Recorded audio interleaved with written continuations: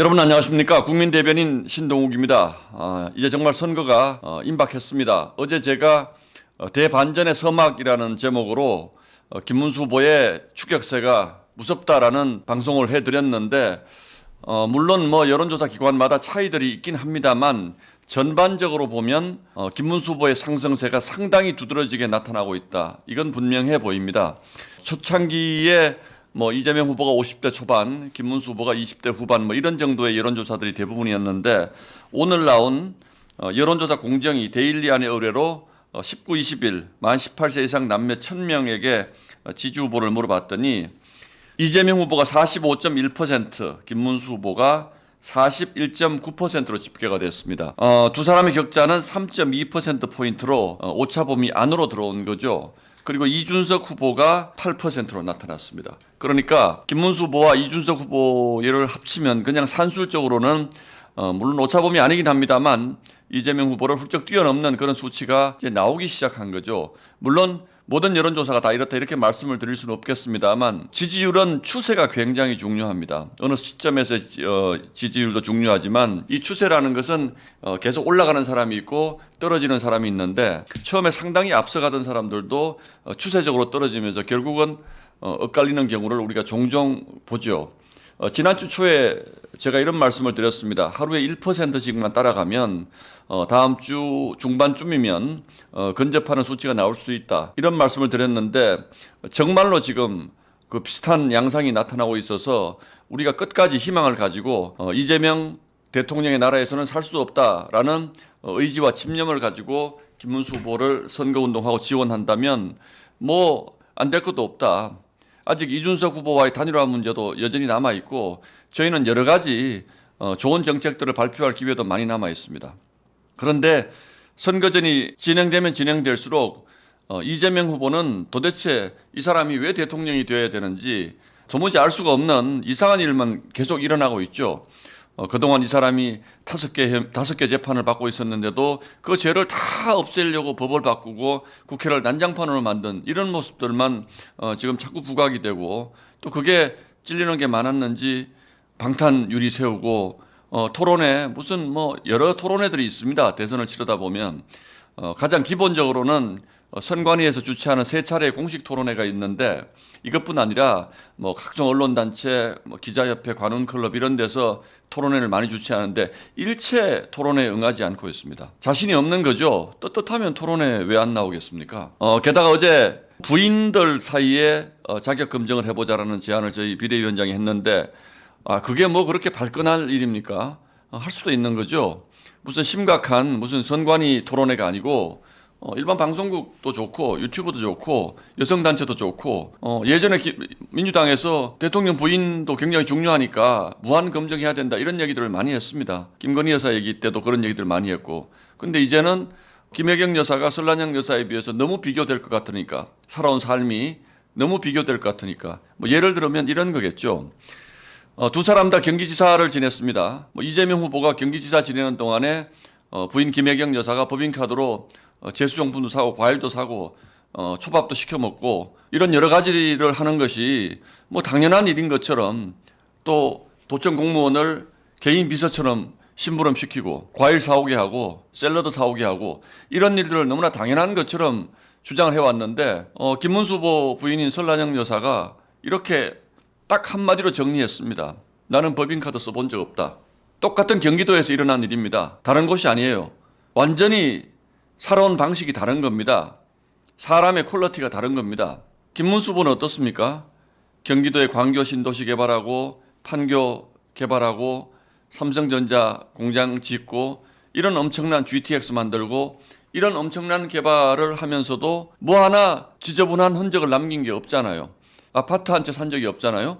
그 시절의 경기도는 2000년대 집값 막 오르고 할 때이기 때문에 아무데나 그냥 내가 철도 놓으려고 하는데 주변에 신도시 만들려고 하는 주변에 그거 샀으면 지금 몇십억대 부자가 됐을 거예요. 근데 그런 거 일체 하지 않았습니다. 김문수 지사와 같이 일했던 공무원들 중에 지사가 부당한 일을 시켜서 내가 이렇게 했다. 이런 거 있습니까? 이재명 후보 어떻습니까?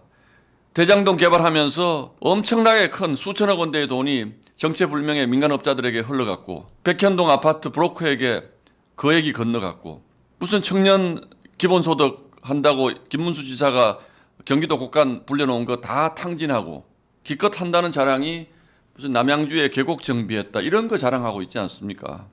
그러니 이게 두 사람의 차이라는 게 분명한 거예요. 그리고 무엇보다 이재명 후보 주변의 분들 정말 이유를 알 수 없는 사고들이 많이 일어나지 않았습니까?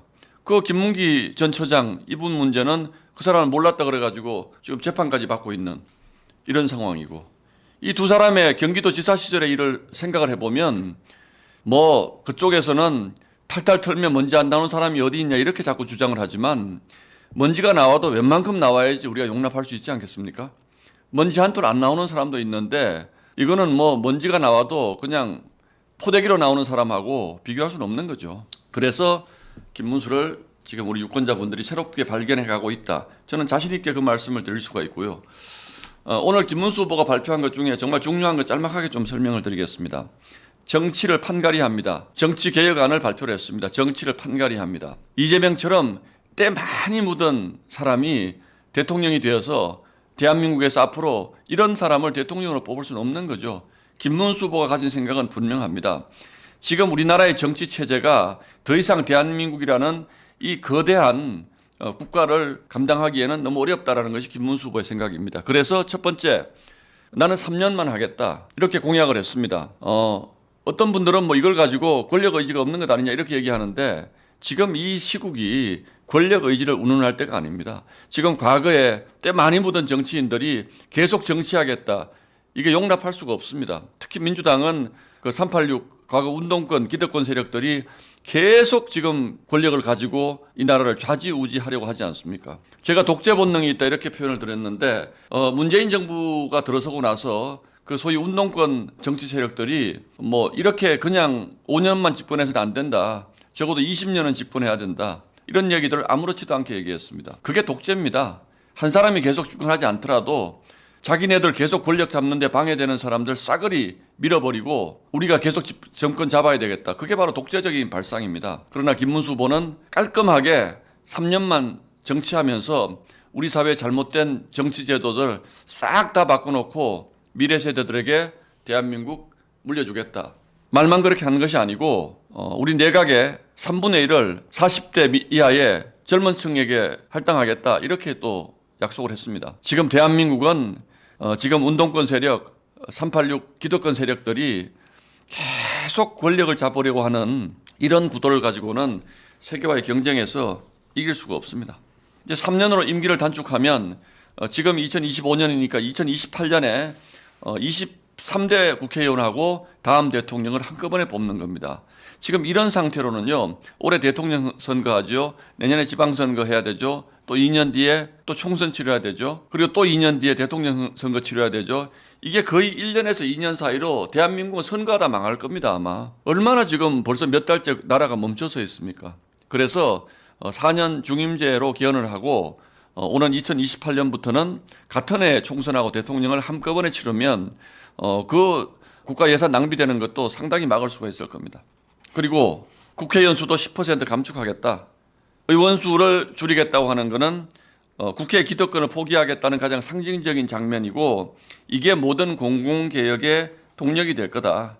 이렇게 이제 약속을 했고 더불어서 지금 국민들로부터 많은 비판을 받고 있는 국회의원들은 왜 죄 지었는데 체포 못하게 하느냐. 이게 이제 87년 헌법에 만들어진 거거든요. 국회의원 불체포 특권, 면책 특권 다 포기하겠다. 그리고 불량 국회의원들은 국민들이 소환해서 책임 물을 수 있게 국회의원 국민소환제 이런 것들도 논의하겠다.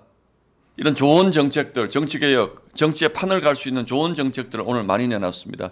이게 단순한 공약이 아니고 지금 이 김문수 후보와 이재명 후보의 어떤 능력면의 비교뿐만 아니고 앞으로 대한민국 정치를 개혁하겠다는 강한 의지를 가진 바로 이 정치개혁, 정치를 판가리하겠습니다. 이겁니다. 이런 것들에 대해서 지금 국민분들이 김문수 후보의 진정성을 알아주고 또 한편으로는 감동하고 있다고 생각을 합니다. 그래서 지난 주말을 기점으로 해서 상당히 지금 김문수 후보의 상승세가 치고 올라오는 이런 국면이기 때문에 저는 내일 이제 또 토론회가 있습니다. TV 토론회. 이 TV 토론회를 한번 보시고 국민들이 김문수 후보의 진정성을 다시 한번 확인할 수 있는 좋은 기회가 될 거라고 생각하고 지금 오늘 나오고 있는 이 오차범위 내의 여론조사 이것보다 더 근접한 여론조사가 머지않은 시기에 저는 나올 거라고 생각을 합니다. 일단 기대를 해보도록 하겠습니다. 고맙습니다.